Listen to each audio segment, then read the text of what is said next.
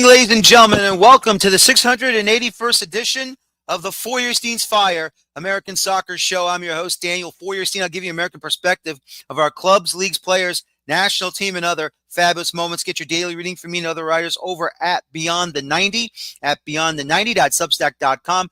Currently at the moment, baddogsports.com, covering New York City soccer. And, of course, once I'm done with Mr. JJ Pavlik, I'll be moving on back to agmsportsfc.com. The chat room is open on YouTube. Come on in, discuss amongst yourselves if you like. You have a question for me, I'll try to answer to the best of my abilities. And if you have anything good to say, I'll highlight it here on YouTube here on the show, and it should be a lot of fun and excitement to go. And before we bring in my first guest tonight, let me just go ahead and talk about, once again, Leagues Cup. Now, once again, as many of you know, I do not like Leagues Cup. I despise it. I think it's horrible. I think it's terrible. And I really believe it is not the proper way of settling 3 extra spots in the CONCACAF Champions Cup. Because the way we are watching this whole Leagues Cup evolve now is just a waste of time for us, for Mexican football fans, for definitely Mexican football clubs, but they're being forced to be a part of this. And with recent events happening, with what's been going on, now, have some of the games been good? Okay, I guess so. Maybe so. But even if it is been good here, good there, it's still against the natural order of the game. Not just here in the United States, not just here in or over there in Mexico, but overall, the footballing world, I bet, is just laughing at what we're trying to do to bring this type of silliness to the game in this country. Because this is not how we should be competing against Mexican clubs when it comes to this type of tournament. Because once again, here's the thing. Every time we start an MLS season, it's at the end of February, going all the way till the beginning of December. And for Liga MX clubs, when it's their Clausura season, which would be the following season, what happens is simply this. They begin more times, they begin more weeks earlier.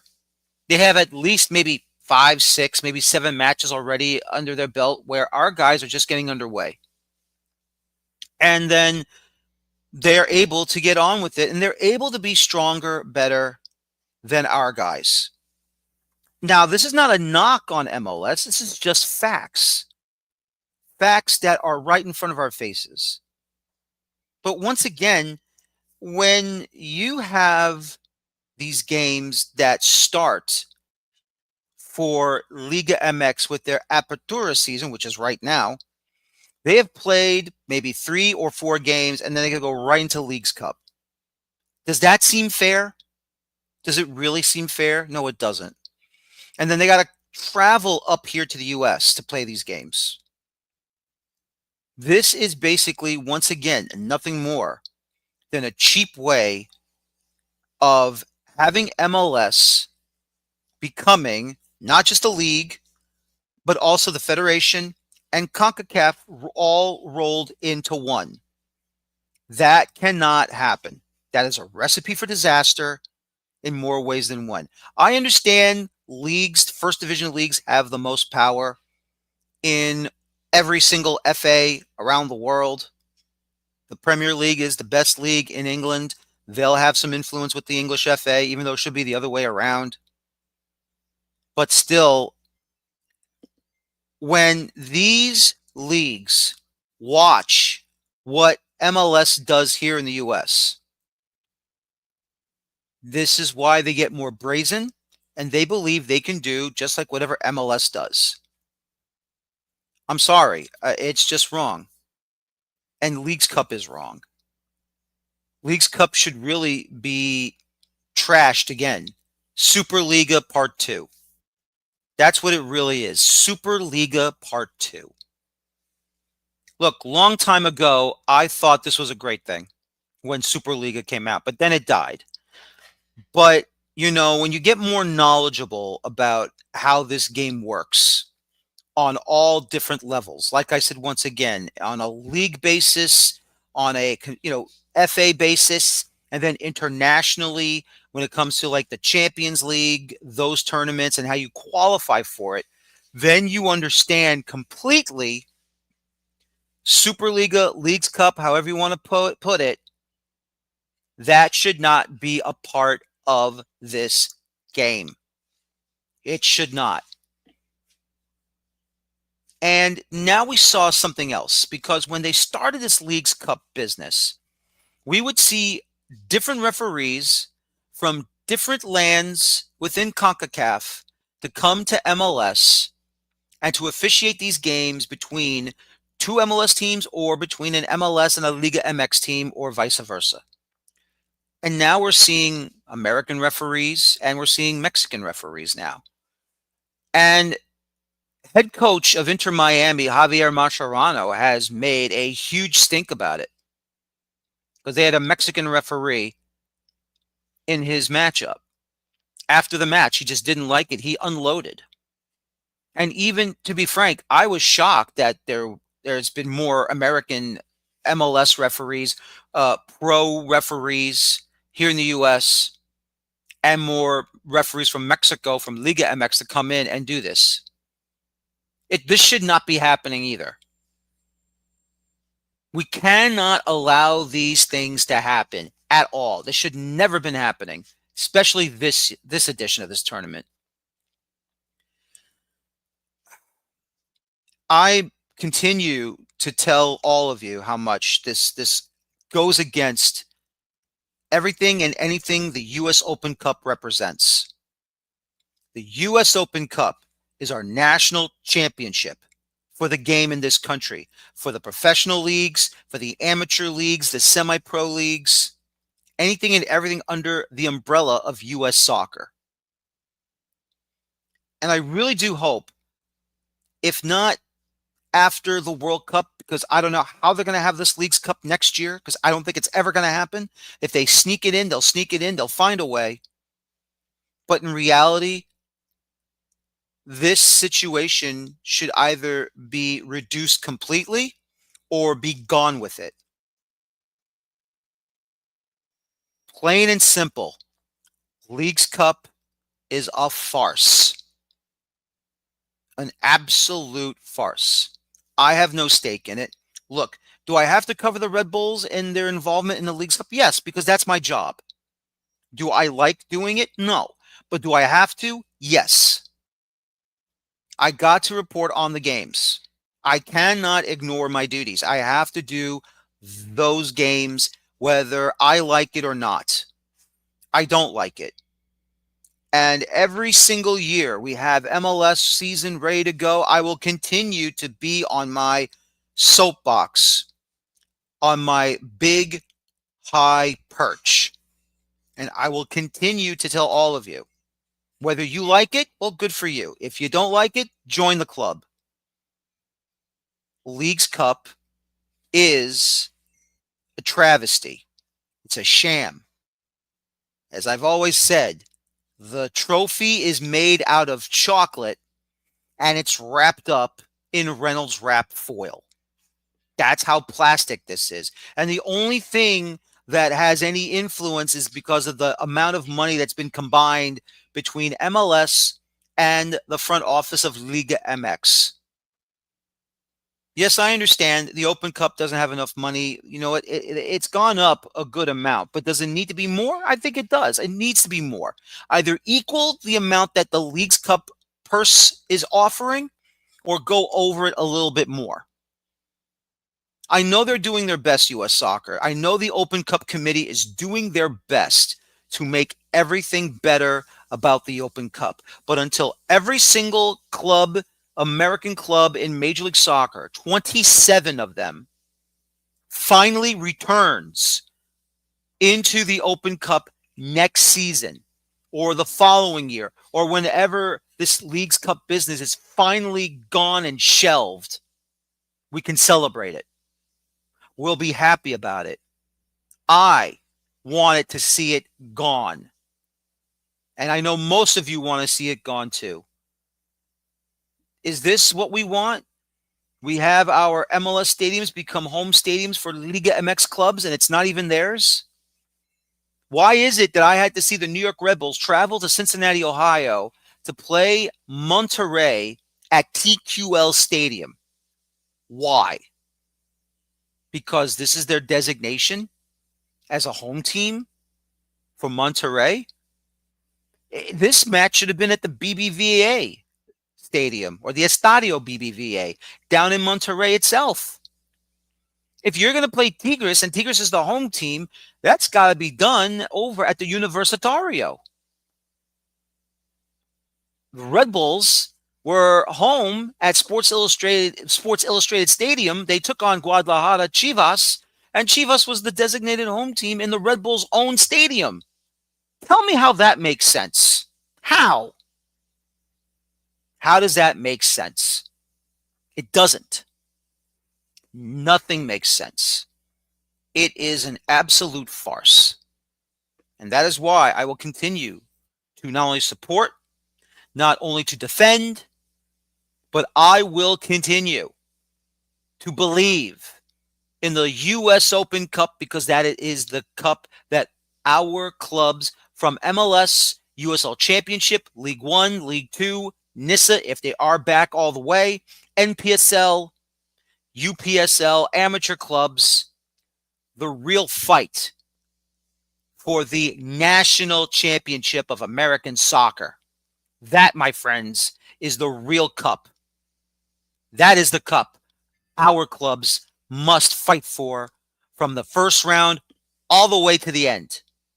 Nothing more, nothing less. And I am proud to say, as an American soccer fan, as a member of the American soccer media, that is the trophy we all must be fighting for. Not just your representative leagues that your club plays in, but for the U.S. Open Cup, the cup dedicated to Lamar Hunt, who believed in this sport like his sons do.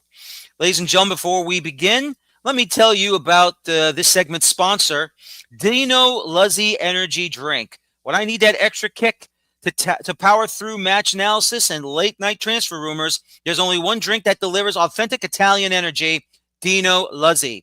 Crafted in Italy with the same passion I bring to this show, because real energy comes from real ingredients, just like real soccer talk comes from real insiders. Dino Luzzi Energy Drink. Ladies and gentlemen, my first guest tonight, he is a part of the Cup.us, that wonderful website that covers the U.S. Open Cup all year long. Qualifiers, U.S. Adult Soccer Association regional tournaments that will be part of the qualifiers, and anything and everything else that goes on along with it. From the Cup.us, Jake Sillick joining me right now. Jake, welcome to the show. Long time since you've been on the show, first time through StreamYard and YouTube. How are you, sir? Thanks, Daniel. I appreciate it. It's been a while. It's been really glad to be here. I'm glad you're back here as well. You know, I did make a mention of it during one of my Open Cup review shows, but love to have you on to talk about it. Of course, the 32 bids that are being offered to the Open Division and, of course, Open Cup qualifying for those amateur clubs. When U.S. Soccer announced this, what were your original thoughts?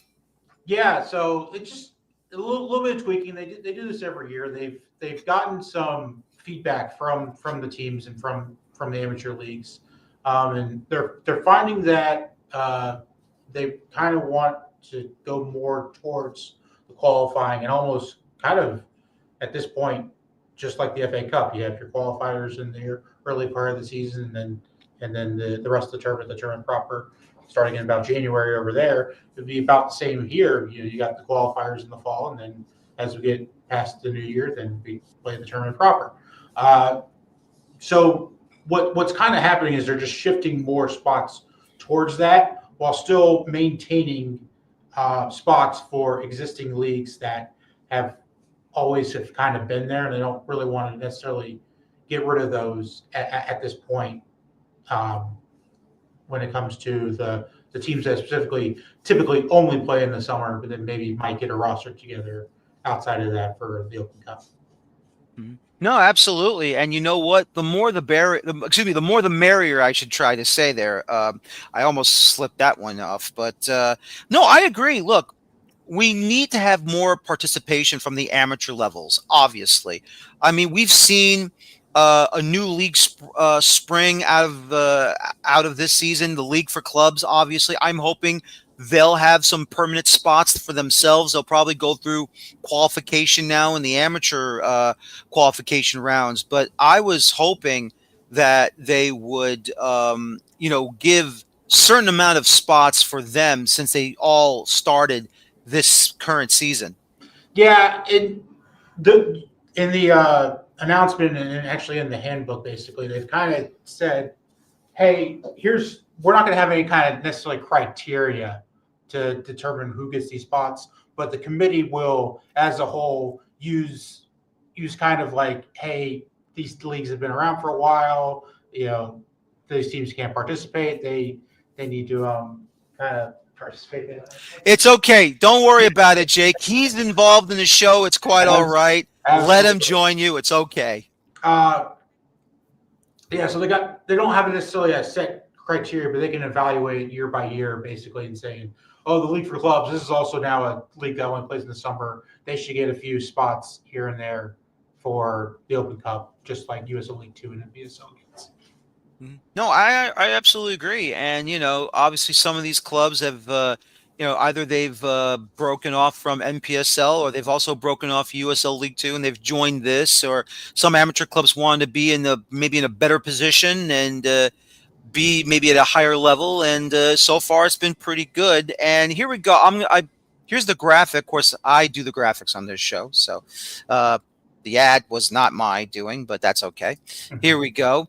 And, when you talk about a gentleman in John Mata, who has been one of the architects of amateur soccer, and they have this cup named after him for the open division club that has gone the furthest in this recent Open Cup tournament, and they'll have that permanent spot, which is El Farolito, for the 2026 edition. What does that mean to you when you see that man being honored the way he's done things for amateur soccer and the game in this country?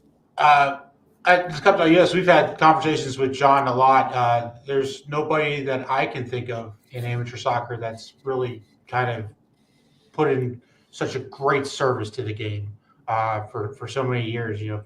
Former U.S. Soccer Vice President, former president of the USASA, president of the Adult Council, includes a whole bunch more than just the USASA. And he absolutely believes in adult amateur soccer and what it stands for. And he is always there cheering for every single team in the Open Cup that's from the amateur ranks, no matter who they're playing. And he absolutely just bleeds soccer. And nobody I could imagine more fitting to be named for this trophy. Absolutely, me too. And let me also ask you this: how interesting is it that El Farolito is the inaugural Cup winners of the John Mata Trophy, and they've been dedicated to this Open Cup competition for a very, very long time. For sure, going all the way back to when they were called CD Mexico and winning the whole thing before we had professionals really in this competition. El Farolito has been an absolute mainstay, has pulled off numerous upsets. Now back-to-back winners of this prize money, this John Mata Cup. I would say you can kind of retroactively say that those are the trophy winners if they want to do that. But what's to say about El Farolito? Deborah Besson still going. Scored a goal in the NPSL Championship final on Saturday, I believe, and there was a hard fought battle for them, but came up short. But they'll be in anyways. No, absolutely, they're going to be it no matter what. But I will say this though: that NPSL final that really surprised me. Hickory, of course, winning the NPSL Championship on the road 3-2 in Kezar Stadium in San Francisco. They automatically go in. Now, obviously, the spots for USL League Two and the MPSL already out, as we already know. There's going to be 4 spots for MPSL through your writing, of course. 9 spots for USL League Two, and you can correct me if I'm wrong because I did hear this that because of El Farolito's automatic bid with the John Mata Cup, does Flower City Union take that spot, or was it because when Westchester United won? So we have 4 teams, and I can pull up my own article here just to kind of reference here. So we have 4 teams, and they organize them basically by playoff finish for the MPSL. USL League Two does it differently, but for MPSL, their top 8 spots, they only get 4, but their top 8 spots are organized by playoff finish. So the champion gets the first spot, Hickory FC, then followed by the runner-up, El Farolito. But as you just mentioned, they already have a spot, so they can't take it. So then it goes to the next team, which is one of the semifinalists, Ristosi FC. I believe they're somewhere up in the Northeast. You might be more familiar with them. They're kind of brand new. They would get that next spot, and then if they were to accept it, then that's 2 spots. Now we got to go, so 2 more. So we go to the other national semifinals, the team that lost to El Farolito, Michigan Rangers, out of I believe they're near Grand Rapids, a little to that. They can take a spot. These haven't been fully accepted yet. They still have to accept them and fill out the forms these next couple of weeks. But basically, they're first in line to do that. So that's still 3. Then we go down to the 4th. Now we go to the regional finalists, and again, we order those by how they finished in the quote overall table. MPSL has a nice overall table. You can kind of look at that and see that. Then it goes to Westchester United. However, as you have mentioned, Westchester United has now won the Amateur Cup, and we have a new rule this year stating that no organization, and we just got clarification on this, no organization is allowed more than 1 team in the tournament. Period. End of story. Whether that's MLS and the reserve team, that's not going to happen. Whether that's a USL Championship team and they're under 23, like amateur reserve team that maybe is in USL League Two, that's not allowed to happen. And Westchester United, who has teams in many leagues, is only allowed to have 1 of those teams in the Open Cup every year. There we go. That's pretty good. And USL League Two has 9 spots given. Of course, one of them belongs to the USL League Two champions. That was Vermont Green. How about that final over in Burlington, Vermont? You know, I always knew New England was very strong supporting the game, but to see, 6,000 jam-packed at a high school football stadium, and from the first row all the way to the last on both sides of the stadium, I mean, that was amazing. And they edged their opponents in that one, which was Ballard FC, who won it, I believe it was last year in USL League Two champion. A couple of years ago, thank you. They unfortunately fall in the final, but what was it about Vermont Green that has piqued your interest, and how they were able to be so quickly the darlings in the state of Vermont? Well, a lot of the teams made up of University of Vermont players that won the NCAA men's championship just a few months ago.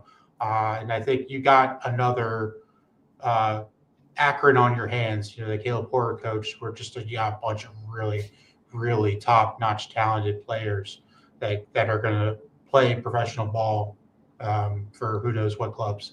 But that's what's going to happen. And so now you're already seeing University of Vermont's going to be the number one preseason ranked team going into the NCAA soccer season. You know, so and Vermont, when they participated the last time in the Open Cup, they found a little bit of kind of a loophole where, hey, the University of Vermont players that they would normally have, well, the first round of the Open Cup just happens to be on their spring break.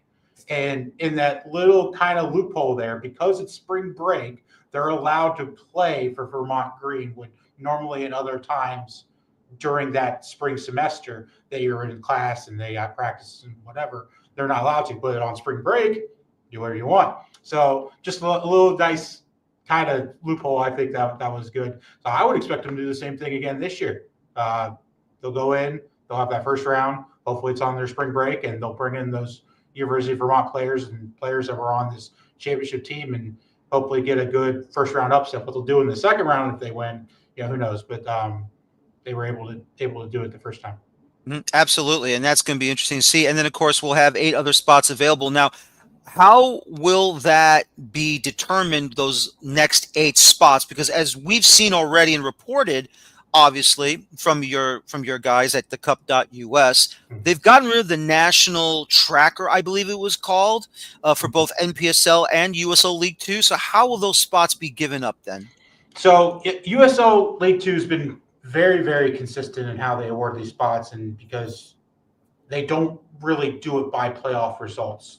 Vermont Green, as champion, by rule, has to be done that. U.S. Soccer requires the first spot to be given out to the league champion. However, after that, then it's kind of up to the league on how they want to organize, as long as it's U.S. Soccer says it's approved.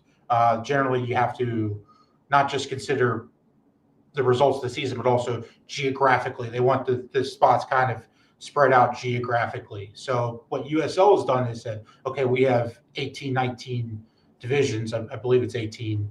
I believe it's 19 divisions. Sorry. And since those are all geographically spread out, the division champions of each of those will get the next spots, but we'll order those by points per game, basically, and then some other tiebreakers to basically determine that. So despite the fact that maybe that Ballard finished so well and went all the way to the final, because they didn't win it all, we now have to go by their regular season record and how they finished compared to the other division champions, which is much, much lower. In fact, they're all the way down 15th on this list, I believe. So instead, we have to go to the top ones. Some of these top teams had really, really great regular seasons. FC Motown was top there. Laredo Heat, Asheville City, Des Moines Menace. You can see another Sasha question thing. Then we get to some teams that are possibly going pro too. Sarasota Paradise, I believe, is joining USL League One, so we'll probably have to skip them. Northern Virginia FC, those guys are always seem to be ready. Ventura County Fusion, Fort Wayne FC is going to USL League One, so you gotta skip them.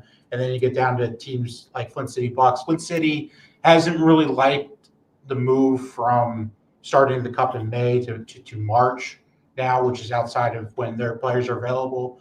But there's not really much we can do about that now. Yeah, it just is what it is. If we compress this tournament into an even tighter window, then we're playing every week, and we don't even have time for that. Then you also have Leagues Cup, which, as you said, it sucks, but it is what it is. It's there, and there's no games that are going to be played during that. Can't play later. And then you got MLS playoffs. Nobody's going to do that. So you got to fit this whole tournament within more or less the whole season. So that's why we start in March now. And so if they want to participate, they can. They just got to figure out a way to pull some guys together. A lot of these teams, they'll go and find guys that have recently graduated or a little bit older players that are still in shape that can come in for a few weeks and play. I know my team, Jacksonville, did the same thing. They basically just got a whole bunch of old guys that were around, and some guys that recently graduated and put a team together and got a win. So, that's what these teams can do if they want to. So hopefully Flint City will do that. I would love to see them back in the tournament. And then we're kind of getting around to that 9 spots, and then you're kind of getting a little bit iffy. But the teams that I've listed before are generally teams besides Flint City that accept the invites. And I think are going to. So Little Rock Rangers might be on that last cut line. Steel City FC. It's going to be kind of tight there. And some great teams are going to be missing out, like Minneapolis City, Ballard, as mentioned, Almaden, Utah United, teams that, you won your division, but you also had only 8 wins on the year instead of like 10 or 11 like some of these other teams. Yeah, absolutely. Then, of course, that this upcoming weekend will be the UPSL Spring Championship match, and the winner of that will be heading to the first round of the Open Cup as well. Jake, as always, thank you for your knowledge and your insights of this situation. As always, love to have you on, and anybody that covers the Open Cup on the cup.us. Hope you and Josh Hackala are going to be doing some more yeoman's work for the upcoming amateur qualifiers. They'll start very soon, next month. I think today is the last day for those amateur teams to register. So once again, I appreciate your time. Thank you for joining me, and I'll talk to you again soon. Thanks, Daniel. Appreciate it. All right. Once again, Jake Sillick from the Cup.us joining me tonight to talk about the open round, the open division qualifiers, not just for those short season league teams like USL League 2 and NPSL, and of course, what's going with the U.S. Adult Soccer Association, everything else involving the opening round of the U.S. Open Cup for the 2026 edition. My next guest, not only is he a producer at 790 The Score in Providence, Rhode Island, he is the play-by-play voice of Rhode Island FC on the radio at 790 The Score, the one and only Tommy Quinlan joining me tonight. Great to see you, Tommy. Hope you're doing great. First time now officially for you through the video conferencing. And how are you, sir? I'm a lot uglier in person. I'll join you in the club. Don't worry. I'm good. How are you? I'm doing fantastic. You know, I got to tell you, Rhode Island FC last year really just exploded out of nowhere and gave everyone such a wonderful ride, not just in Providence, but I would say the entire USL Championship League. No one expected them to go to the final. And even though they did fall in the final to a very good Colorado Springs Switchback side, still, though, Connor Smith and his staff really did an amazing job with those players. Yeah, they brought most of the team back this year. It really is a remarkable story considering what we had to do to get here as as people that supported this project from the beginning, and as people doubted a lot of even getting the stadium up. So it's been wonderful. Obviously this year has been a little bit more frustrating just because the expectations were so high. I'm sure we'll get into that, but overall, the Rhode Island FC project has been wonderful. Centerville Bank Stadium has been an overwhelming success. I had Governor Dan McKee on with me on the halftime show 2 games ago, talking about how the tax revenue generated from the stadium has actually exceeded, the bar that they set for the first year. So Pawtucket is going to be able to really benefit from this beautiful new stadium because of all the other development that's coming with it. So there's been a lot of good with Rhode Island FC, and there's a lot of good days still on the horizon, despite what you may see right now on the field. No, I know it's tough. I mean, can we just say it's maybe a championship run? I'm not going to say it's lollygagging or anything like that. Just making that run, has it maybe thrown him off a little bit this 2025 season, or is it something else? It's injuries. I think that's the story of 2025, and it might sound like it's a little bit of a cop-out. I don't think it is. I think it's in perspective. They have a really good roster, but losing JJ Williams to, I think it was pretty much classified as a calf injury for 2 months, that hurt them. Losing Koke Vegas, your starting goalkeeper who's in a USL mainstay, I think in some senses has hurt them, even though the defense is probably one of the better ones within USL in general. Offensively, they just haven't been able to figure it out this year. And maybe does the league have a little bit more of a jump on what Connell's going to do game to game? Maybe, but I still think with the talent that you have out there, the record should be better. It certainly has been frustrating for fans, and I don't think it's a first year hangover to go into the Eastern Conference Finals, winning the Eastern Conference Finals last year. I just think it's in general, the league is tough. USL Championship's a very tough league, and they got to just kind of reimagine themselves, I think, a little bit offensively, because I think, a lot of teams have come to be aware of how Rhode Island likes to break out on the attack, and the defenses have done a really good job in shutting down Jorge Quizera and Noah Fuson. So I think just offensively, they have to figure it out. And when they do, I think we'll be talking about a different situation, hopefully at the end of the year. I think it's as simple as that. Mm-hmm. I mean, you're still in striking distance of the playoffs. I mean, without a doubt, you're not that bad. I mean, only 2 points behind both Birmingham Legion and Miami FC, even though Miami's in the lower end of the play, behind the playoff line. But, you're also 3 points behind Indy 11, 4 points behind Detroit City FC. So, I mean, there is still plenty of games left that Rhode Island could go on a run here. Yeah, I mean, this league is just like Major League Soccer. You see some crazy wins. I think, if they can pull off a good win against Loudoun United or Louisville coming up here, Charleston Battery, they're all on schedule for, the month of August and, Louisville in September. So just get on a roll, get one win. And then I think that takes a big monkey off the back. And tomorrow night against Detroit City is not going to be an easy task. Sitting in, I think, let me just check again. Yeah, they're sitting in 6th place right now. They're a pretty good team. Rhode Island got a red card early in that one from Frank Nodarcy and Maxi Rodriguez. It was his homecoming. He spent most of his, a good amount of his USL Championship career with Detroit and didn't have a great night. So maybe he'll be a little bit more motivated tomorrow night playing against his former team again, this time at home. So, yeah, it starts tomorrow and you got to grind through it. And listen, there are a lot of positives too. They're going to be playing in the quarterfinals of the Jägermeister Cup coming up too. So, that also can help build a little bit of confidence and momentum as you get into these September, October months here. Have you seen frustrations from Cano Smith, not just in his technical area, but, after the match or during training camp, not training camp, but during training? Yeah. You see it. You see, he's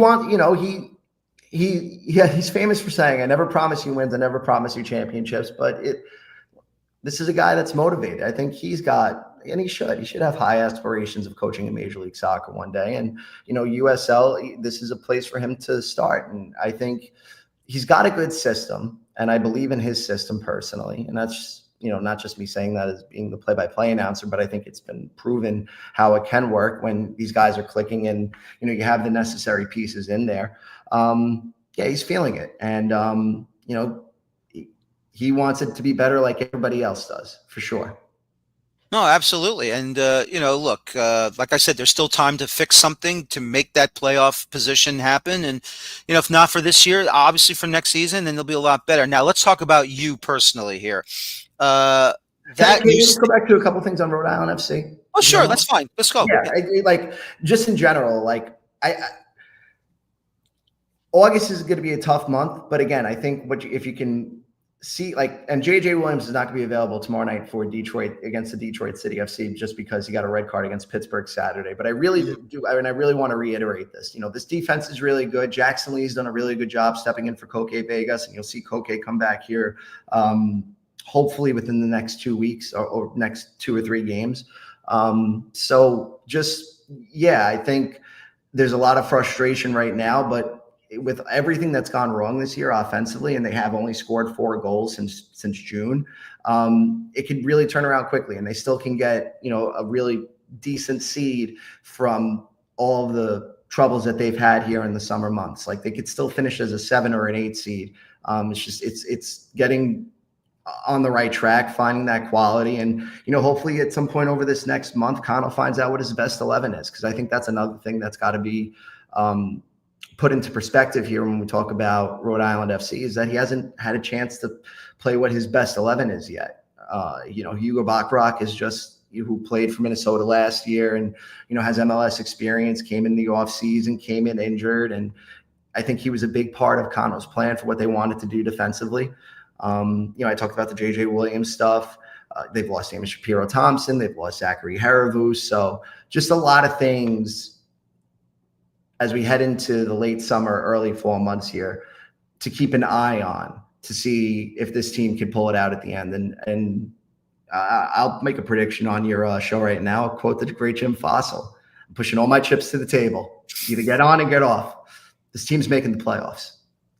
All right, there it is. You heard it here first, Rhode Island FC fans, from the mouth himself, Tom Quinlan. Absolutely. I'll take that bet. I'm not going to assume anything. I feel Cano's going to do the job and get them back into the playoffs. Absolutely, without a doubt. Yeah, and they have reinforcements coming in too, so we'll see. Yep. Exactly. That transfer window is always big in the summertime, so we'll see what happens over there. Now we can go to about you. What's it like being the play-by-play voice on the radio for this club that's been what now? Their second season alive right now, I would think, maybe 2 or 3 years, something like that. What's it like for you? 2 years. We were the inaugural broadcast home last year for the first season, and I'm grateful that they brought us back for this year, and it's been great. I mean, they're giving me the opportunity of a lifetime, and this is everything I've ever wanted to do with my life, and they've really opened a lot of doors for me. I'm grateful for this organization. I have never received a paycheck from them, but they've always given me plenty of opportunities, and that's all I've ever wanted in broadcasting in general. So, to work with a team like them that, because I do talk radio for a living, and I was, for my slot as a, executive producer, co-host on the morning show, being, in the talk radio world. So we're talking politics, right? And a lot of people that don't understand soccer. I was out there defending this project every day, and, they heard that, and, loyalty goes a long way with me, and they've been loyal to me since day one. So it's not just the thrill of a lifetime for me, because this is always what I've wanted to do, but it's just a real pleasure to work with people that have gone out of their way to show their appreciation for all things that I've done with them, over the years. So I love it. I absolutely love it. I couldn't be more excited to work for such a great organization as a play-by-play announcer. And, I'm excited to see what comes over the next few years. No, me too. Now, do you get stopped in the downtown Providence? Oh, it's Tommy. It's the broadcaster from the Rhode Island FC games. You get pulled over, pictures, autographs, all the fun stuff. No, I'll tell you largely, nobody ever recognizes me. Which, you know what, with the way I see social media going nowadays, and influencers and all these people getting noticed out in public, it's, not maybe the worst thing. But it is nice when, I'm at the stadium and, people pull me to the side and say, hey, love listening to you. It's just really grateful for such a wonderful fan base and a wonderful group of people that have followed me through the years. I've been up in this area doing soccer in some form or fashion, whether it be with the Revolution or Rhode Island FC, for 12 years now. So, or maybe 11, because I moved to Florida for a year. But I couldn't be more grateful for the people in this area, because without them, I wouldn't be in a lot of the positions that I'm in. No, absolutely. And it's great to see. It's great to hear that, it's great that they rewarded your loyalty to them by, making you the broadcaster for their club. And if I could also ask you, what's that new stadium like now? I mean, obviously on TV, it looks fantastic. I watched them in the Open Cup game against New England Revolution. I know that was a tough one to watch, but on CBS Sports Galazzo Network, Paramount Plus for the Open Cup. That is an awesome stadium. I loved every minute watching that game. Not the result, obviously, but I love that stadium. I hope you get a chance to come check it out, because I think you're going to love it. And I think it's a good marker for what I think you'll see many soccer stadiums across America will do in the USL level. I think it's a beautiful USL stadium. Obviously Major League Soccer stadiums are on a different level, and they cater to a different audience. So it's not completely that, but there's a lot of construction that can still happen over the next several years here. For what we have right now, it's state of the art. I would put it up against most MLS stadiums. Obviously Cincinnati is a beautiful one, but it's better than Toronto for sure. I've never been to Toronto, so I'll qualify that, but it certainly looks more appealing on TV and just looks good in general to some maybe of the older MLS 1.0 stadiums like Stade Saputo, Toronto, etc. So it's a beautiful stadium. When Division One comes in 2027, there's an option to expand the stadium out from 11,000 seats to 15,000 seats. So when you're watching the games, okay, in the north and the south end, you're going to see these black steel beams, okay? And the idea within the next 5 years, and in my conversations with Rhode Island FC owner Brett Johnson, he wants to do this on the front end of this. They're going to add more seats to 15,000, so you'll have a second level behind both goals, which again just is a testament to how committed this ownership group is here to Rhode Island, and really creating something unique for the entire region. So it sounds great. I love how loud it can get, because I've definitely heard it plenty of times throughout the year. So it's been a wild success, and I'm grateful that Governor Dan McKee believed in this project. Really worked hard behind the scenes with the mayor of Pawtucket to get this thing done on the state level. And, there was a lot of state involvement that needed to happen to get this thing done. And he's been a great supporter of this since day one. And it's paid off. It's definitely exceeded the expectations of a lot of people. And I think from a state standpoint, they've got to be thrilled that, as I said, about 10 minutes or so ago, the tax revenue that they've taken in is exceeding, from businesses, or not even just the stadium itself, but the businesses around the area, is exceeding what they projected for year one. So it's beautiful, and it's been a success with the people, and there's a lot more to come, which is just, should be really exciting for everybody that loves soccer in this area. It doesn't matter, if you support the Revs or Rhode Island FC. This is great for our sport in this region. Exactly, it really is. And to me, I don't care how big the capacity is in any stadium. It doesn't matter to me. MLS, USL Championship, League One, League Two, MPSL, could be your dad, your grandpa's backyard. I don't care. As long as there's a stadium meant for the club and meant for the game in this country, that's all that matters to me. So yeah, definitely. I definitely want to come up to Pawtucket and Providence and check it out, because, this to me solidifies us. It's more than just believing in the sports, more than just participating in the sport. The infrastructure really needs to come together to truly cement what this sport can do in this country. Yeah, and when you come up here too, I think you're going to get a little bit of a feel of Red Bull Arena, because you're like, I'm not saying exactly like Red Bull Arena, obviously, because obviously the biggest thing is that Red Bull Arena is fully enclosed. You could see the Seekonk River from, I think, the east end of the stadium. It's exactly what we need as a country to be able to finally say we're a serious sport here. Rhode Island is in many ways a great thing for USL to be able to market to other states and areas that I don't think you would have ever expected. A beautiful soccer specific stadium that holds 10,000 or more people. So this is really good for the sport in the country, like you mentioned, and I think this is going to help, I think, launch what should be an interesting post-World Cup world for American soccer on the club level. I think what's going to happen next year is going to blow out whatever we saw in '94. So yeah, this is Rhode Island is kind of ahead of the curve in that way, where we can say, okay, so take from us, if you want to build, in Buffalo, for example, which is one. I think Portland could be a serious, and I know there's some land issues there, but I think Portland could build something special one day and get out of a high school stadium.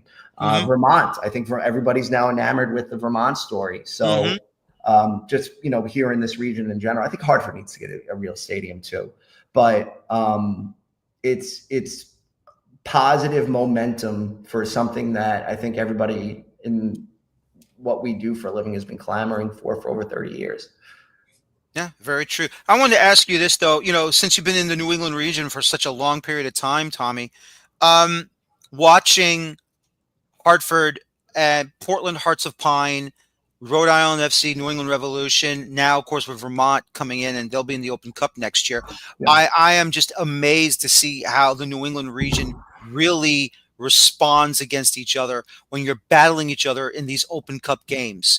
I mean, I know Hartford and Rhode Island will always have their battles in USL Championship, but when you're seeing the different levels of soccer in this country and being involved in the Open Cup, and it's all in the New England region, and it's a knock 'em out, drag 'em out battle. It's like I could not take my eyes off of it. It was spectacular. Yeah, so there's two ways of looking at it. On the field, yes, you got to love the fact that we're starting to build. I mean, they're not, derbies are a lot closer in Europe, but I mean, we can still have fun with the fact that, Hartford's 60 miles away from Pawtucket, and we can claim it as a derby. Yeah, is it a derby in the traditional sense? No. It's wonderful. It's wonderful to have an opportunity to see the Revs come down here 27 miles down the road to play here in Centerville Bank Stadium, and bring fans from both sides. It is huge. It is incredible. So, I hope we get to see more matches as the years go on here, whether it be Vermont versus the Revs or Hartford versus the Revs or Rhode Island versus Vermont. Like I want this thing to continue to roll because, again, it's going to build more interest in the New England region. Off the field, we should all be rooting for each other's success. I think, Rhode Island FC fans shouldn't hate the Revolution as an organization. I think that's counterproductive because if one succeeds, we all succeed. And I think friendly rivalries are good. And I think there's less of an impact with Hartford, but I'll, speak specifically, I guess, maybe for Rhode Island and the Revolution. The Revolution being bad doesn't do anybody good down here because I think it kind of desensitizes people to the sport of soccer. And yes, you have a huge Hispanic community between Central Falls, Pawtucket, Providence, North Providence, all of that qualified.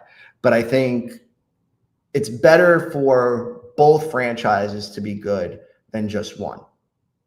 I think that's just that's purely economics. If the Revs are on the road one weekend and Rhode Island FC is home, if you're a family of four and you could say, I really wanted to see the Revs tonight, or, we usually go out and see the Revs, but maybe tonight we'll go see Rhode Island FC. They're playing really well too. That's going to be what is going to drive the success moving forward. I think that everybody's got to hope for that. Again, we can all have our criticisms of the clubs, and I'm not saying that, but I think at the end of the day, you want, at least speaking from a Rhode Island FC perspective, you want Rhode Island FC to be successful. You want the Revolution to be successful. Portland being successful keeps interest down here in Rhode Island and Vermont being successful. Again, I think same thing with Portland. And, people will check out what's happening down here. Hartford being in the same league, maybe a little bit different. Yeah, absolutely. Last question, obviously, and this will be towards the Revolution. Apparently, there was I don't know if you call it a dual press conference, or at least. Oh, they were doing press conferences today. I know. Apparently, the Boston mayor and the Revolution's top guy, Mr. Biello, were basically talking about the Everett site for the new stadium. And I don't know if you would have more clarification of it than I do, but I'll say it. It sounds like there's a war of words going on between the two. Buckle up.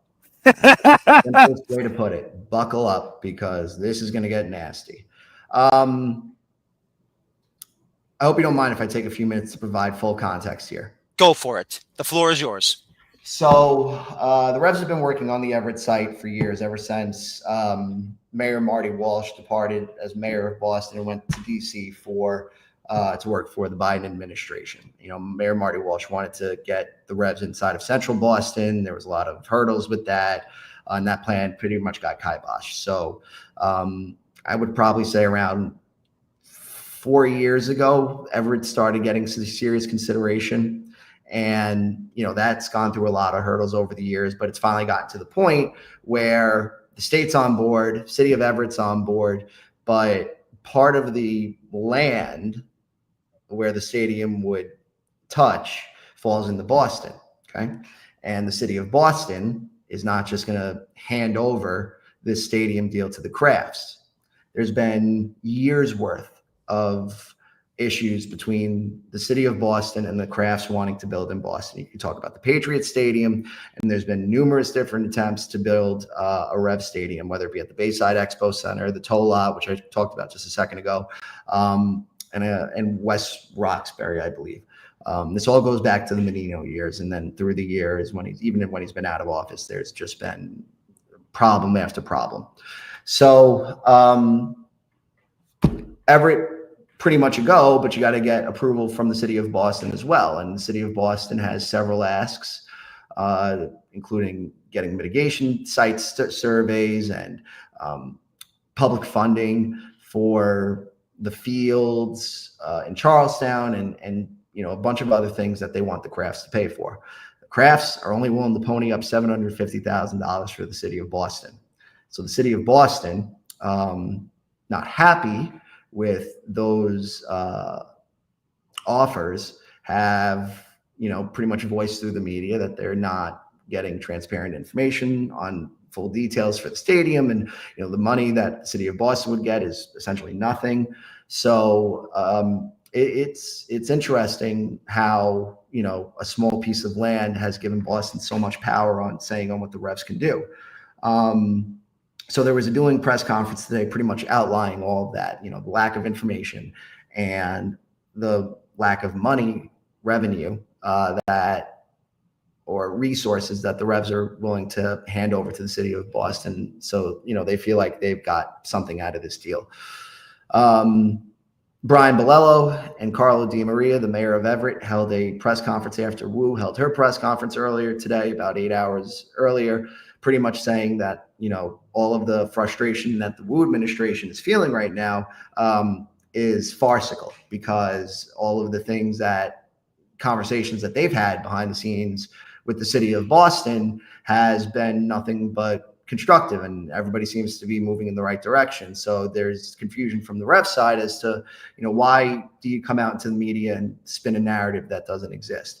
The Wu administration says they didn't make contact with Brian Bolello and the New England Revolution until February.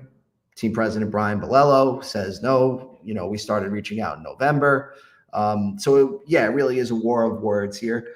And I think it's going to be a difficult task for the Revolution to get this thing done without, the city of Boston. Now, this thing's in mediation right now, and that's probably going to go all the way through December. And, we really won't find out what's going to happen until next year, the way things are right now.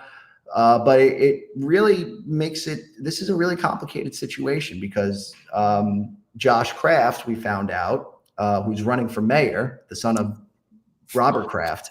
Josh Kraft, the son of Robert Kraft, is running for mayor in the Democratic primary against Mayor Michelle Wu. Now, Mayor Michelle Wu has her own stadium ideas to build White Stadium for the NWSL, in which Josh Kraft has called her corrupt in trying to build that stadium.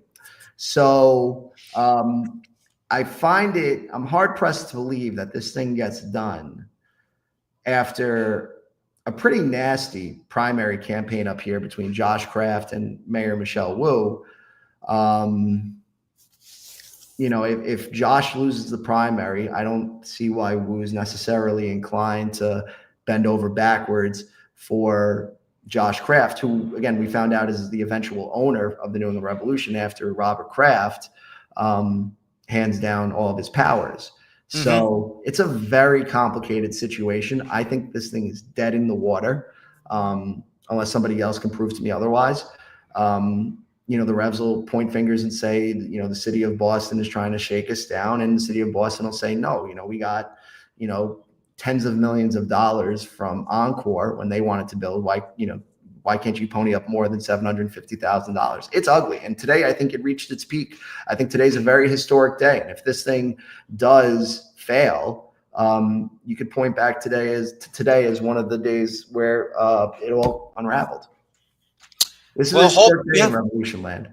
No, I hope that doesn't happen, but you've seen your fill of politics in Boston, then Rhode Island and everywhere else in New England, that's for sure. And I think the thing that's really interesting about the Revs thing is that, it really isn't apples to apples, but,